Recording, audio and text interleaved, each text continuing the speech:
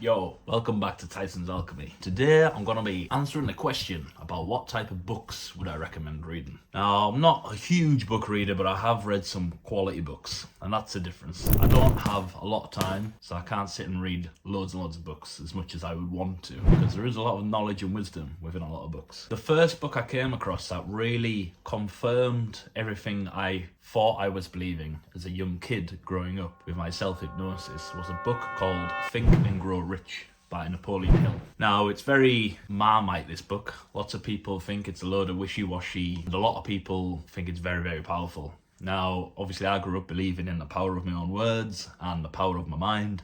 So when I read a book called Think and Grow Rich, and it's all about believing you're going to do something before you've done it and then following it up with action. So that was very powerful for me, and it was the first type of book I'd went into that wasn't a biography, that wasn't made up. I was looking around at all the other people thinking they wouldn't understand this, but I've understood this from an early age. So that'll be the first one if you're into that. If that doesn't make sense to you, that type of thinking, then you're probably not going to enjoy it. I know some people are either in that camp or not in it, but for me personally, it's super beneficial. There's conspiracies about that book that it was just made up to, make the beep boops of the world just believe in random stuff that doesn't exist. But here's the thing, belief is very powerful. Belief in God, different religions, belief in yourself, very powerful. Belief can do many things. So even if in the random scenario that was made up just to manipulate the beep boops, if I've used it to my advantage, which I have, is it a scam? Is it made up? So it's worth a read anyway. The power of the mind and the tongue is incredibly powerful. And like I said, that just confirmed everything I thought I knew. Up until then, I was like, oh wow, someone nearly 100 years ago wrote about what I think and nothing told me to think it. I just thought it and then he confirmed it. The second book, as I started to turn into a man, 19, 20, 21, and you face many, many problems, and I faced lots, I came across a book called The 48 Laws of Power. Now, you've probably heard of that book. Have you listened to the audiobook? Have you read the book? Have you went between all the lines and learned all the lessons? Because you need to read it a few times, and it's a big book, to learn all the lessons you need to lead. And in fact, you can probably dip in and out of this book, but it's always been beside my bed, because whenever I'm going through something, there's always something I can extract from the book. And I'll add to that, there's also the other book, The 50th Law of Power, which Robert Greene did with 50 Cent, which is really, really good as well, about having no fear. And you know how I feel about fear. So 48 Laws of Power, I'm not going to go into what it is and why it is, you've probably heard of it, but it's lots of different rules about life and how you can be manipulated by other people, and you need to be aware of these things. Now again, I was always intrinsically aware of a lot of them, and this book confirmed what I thought. I'm not saying I was born a guru, but I had a lot of these thoughts already, and when I read the book I was like, yep, that makes sense, yeah, that makes sense. And what he does in the book is he backs up with historical stories that back up people who have done those certain actions, whether they're manipulative, bad, dangerous, whatever. So it's definitely worth a read, and you can learn a lot, because it's all good being positive and believing in yourself, but you are going to come across lots of hardships in this life, and if you're not ready for them, then you're going to struggle. And what the book does, it just makes you aware of the different power struggles, especially in business and entertainment, and trying to rise to the top. Because if you're watching this, you're probably interested in leveling up. So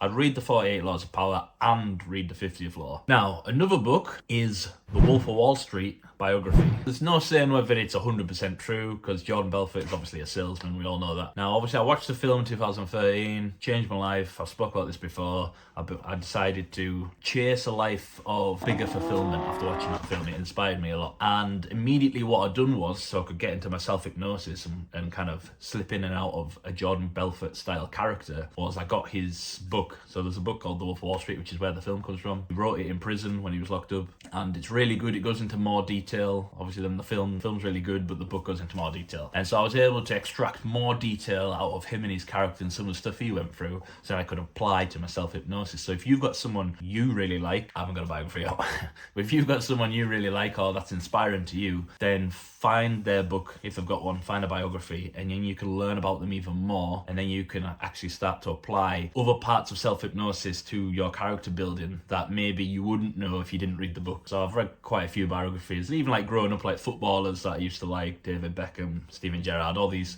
different footballers from the UK where I'm from that I was inspired by. That's a good idea. So think of someone that really inspires you. You know, someone like maybe huge, like Conor McGregor, for example. I know a lot of G's find him inspiring.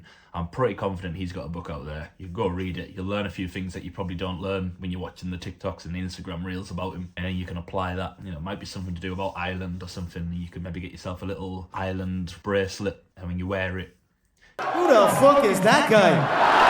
Who the fuck is that? You feel a bit more like Conor McGregor. These things are super powerful. A book that I found really helpful going through a tough time was Daily Stoic by Ryan Holiday. You go open a page once a day and it gives you a Stoic lesson, say from Marcus Aurelius or one of the other Stoics. If you don't know what Stoicism, then please stop this video, go learn about it, come back. But the Daily Stoic, obviously we've all got a terrible attention span and we struggle concentrating, so it's just one page a day, and I was like, I can commit to that. So every time before bed, I'd reflect, I'd write my diary, what went well, what I could improve, blah, blah, blah. And then I'd read the Daily Stoic and I'd read what the lesson was. And he gives you a Stoic lesson or Stoic quote and then breaks it down as to how that's applicable to this day and age. So it's really good, and it really gets you thinking about having the right mindset, being okay with things that go wrong, and being able to deal with things as and when they come. That's ultimately what a Stoic is. It's having those emotions but not letting them take control of your life. So the Daily Stoic is a good one. They're kind of like the main ones that I'd say I've read and really had an effect from. I've listened to quite a few audiobooks when I'm driving, but try those ones, let me know what you think, and if I think of any more, I'll make an alternative video on other books, and let me know what books you've read that have inspired you,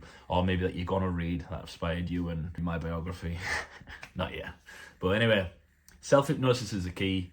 And remember, try and find a book that applies to you for the growth that you want to have. Try and find a character, someone in real life that's doing what you'd like to do, or they portray characteristics that you'd like to have, and you can have them. All you need to do is practice self-hypnosis, and slowly you will morph into that character. You'll still be you, but you'll extract characteristics from the people that you want, and you can become a better version of yourself, okay? There's always an opportunity to grow. Self-hypnosis is the key. Peace.